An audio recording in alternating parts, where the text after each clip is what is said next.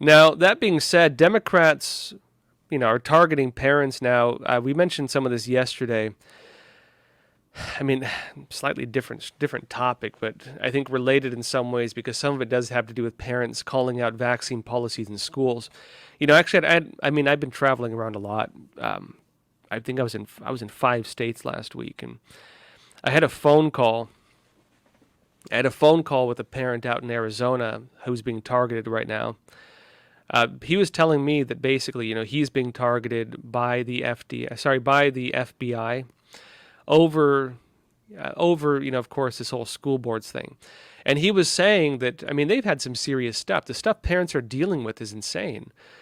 Parents are dealing with not only the transgender movement being pushed on their kids to the extent that the schools are even trying to hide information from parents, giving instructions to children as they tell children that they can make life-altering decisions such as chemically castrating themselves or physically castrating themselves, irreversible processes, things that will force them to conduct regular medical procedures on themselves for the rest of their lives while not being properly told that what that actually means and the consequences of it, and while being told to not tell your parents they're being told this stuff. Right? Which is why it's called grooming, which is why people say grooming, because the act of grooming would be to lead people along the line to this while trying to conceal it from the parents. Yeah, that's grooming by definition.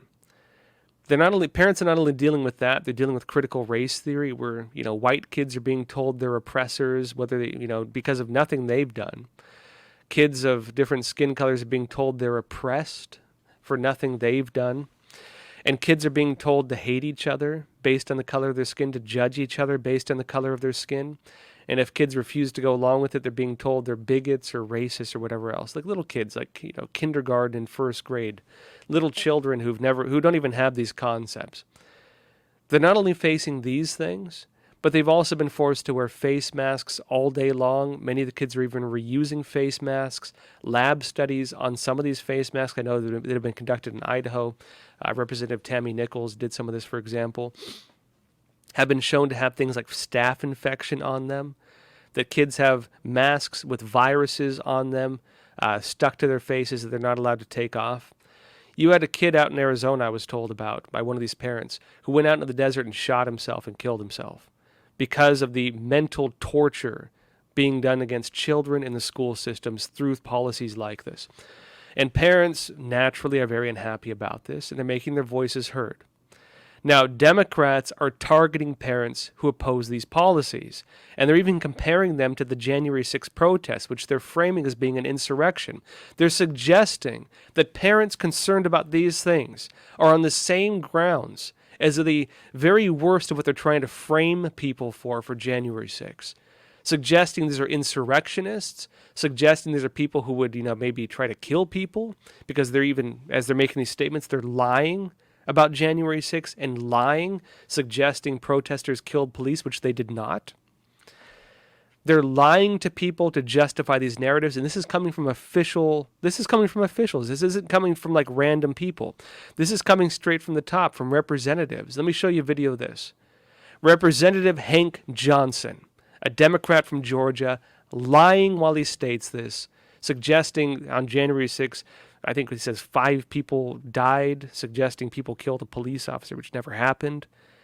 And he's comparing this to MAGA Republicans. He's comparing this to parents. Let me show you this clip, folks.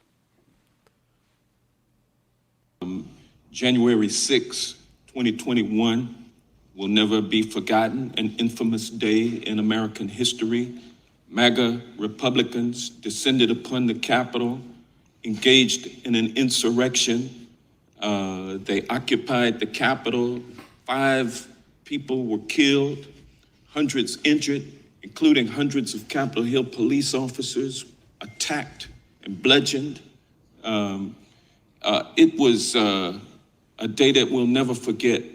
And people on the local level at affected school board meetings, they won't forget the MAGA Republicans descending on their school board meetings after January 6th, like January 6th, disrupting meetings, It was a coordinated attack happening across the country. Americans won't forget about it. School board members, teachers, administrators subjected to violence, threats of violence, harassment, intimidation. And in response to that, the National School Boards Association sent a letter to the Biden administration seeking federal help. Things had gotten so far out of hand. And by the way, there's not one scintilla of evidence, either direct or indirect, that there was any coordination between the Biden administration and the National School Boards Association that caused that letter to be sent seeking federal assistance. And so in response to that request. Now, folks, Representative Hank Johnson, Democrat of Georgia, lied on several points while making those statements, while trying to incriminate people in the United States, American citizens. He lied when he said 5 people were killed on January 6th. He lied when he said that there was evidence submitted of violence being enacted by parents against the school boards and so on. There was no evidence of that. He's lying on the record. He's lying to the American people. And by lying and by justifying these attacks on parents and really, these types of terrible things, he's misrepresenting half the people in the country and driving hatred against them.